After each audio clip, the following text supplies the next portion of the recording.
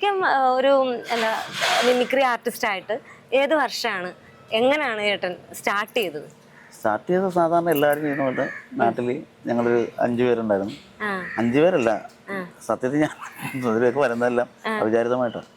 കൊച്ചിൻ സാഗറിൻ്റെ ഒരു പ്രോഗ്രാം നമ്മുടെ നാട്ടിലെ അമ്പലത്തിൽ, അതായത് അബീക്ക, ദിലീപ്, നാദിർഷ, നാരായണൻകുട്ടി ചേട്ടൻ, ഷിയാസിക്ക, അങ്ങനെയുള്ള വമ്പൻ പുലികളെല്ലാം കൂടി ഒരു ട്രൂപ്പ് ഉണ്ടായിരുന്നു കൊച്ചിൻ സാഗറിന്. അവര് ഒരു പ്രോഗ്രാം നമ്മുടെ അടുത്തൊരു അമ്പലത്തിലുണ്ടായിരുന്നു. അപ്പൊ അന്ന് വീട്ടിൽ നിന്ന് തന്നെ പരിപാടി കാണാൻ മടിയല്ല, ഞാൻ കുഞ്ഞാ 8-ലോ 9-ലോ മറ്റോ പഠിക്കുന്ന സമയത്താണ്.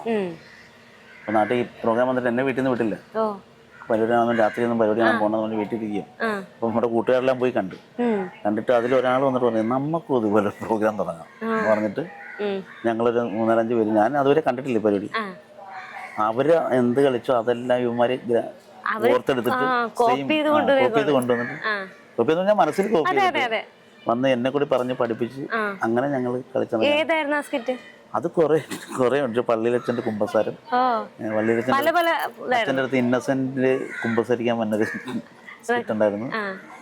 പിന്നെ കുറെ സുഹൃത്തുക്കളുടെ, അങ്ങനെ കുറെ വഴിവെക്കല് സംഭവം, എല്ലാം കൂടെ ചേർത്ത് പല പല സ്കിറ്റാണ്. ഞങ്ങൾ നമ്മൾ കോർത്തിണക്കി നമ്മളത് വീണ്ടും റീക്രിയേറ്റ് ചെയ്ത് അവതരിപ്പിച്ചു. അതിവിടെ അടുത്ത് കൂവം എന്ന് പറഞ്ഞ സ്ഥലം, കൂവം ഒരു സൂര്യ എന്ന് പറഞ്ഞ ക്ലബ് ഉണ്ടായിരുന്നു.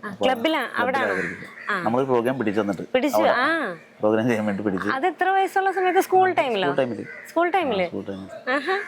അങ്ങനെ കളിച്ചപ്പോ ഒരു പ്രശ്നം പറ്റി.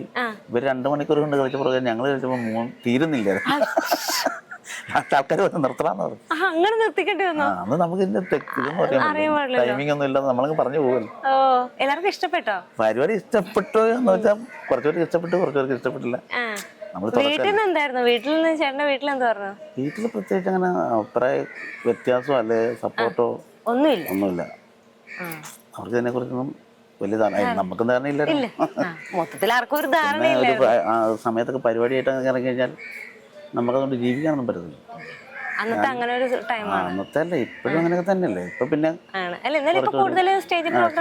ചാനലൊക്കെ വന്നുകൊണ്ട് കുറച്ച് നമുക്ക് കുറച്ച് അവസരങ്ങൾ കൂടുതൽ കിട്ടുന്നുണ്ട്. ഇനി തുടക്കക്കാരൊക്കെ എന്ന് പറഞ്ഞാൽ എപ്പോഴും അന്നത്തെ കാലത്ത് പറഞ്ഞാൽ നമുക്ക് വരുമാനമില്ലല്ലോ. ഇതുകൊണ്ട് അന്ന് ഫസ്റ്റ് ഞങ്ങൾ കളിക്കുന്ന ഏതാണ്ട് 50 രൂപയ്ക്ക് 25 രൂപയാണ്. എത്ര പേരുണ്ട് നിങ്ങളുടെ ടീമിൽ? ഞങ്ങൾ 5 പേര്. അപ്പൊ നീറോ ചക്രവർത്തിയുടെ സ്കിറ്റിൽ പറഞ്ഞത് ശരിക്കും 5 പേര് വരാനുണ്ടെന്ന് പറഞ്ഞത്? അല്ല, അതിനകത്ത് 6 പേരുണ്ടല്ലേ? 6 പേരുണ്ട്.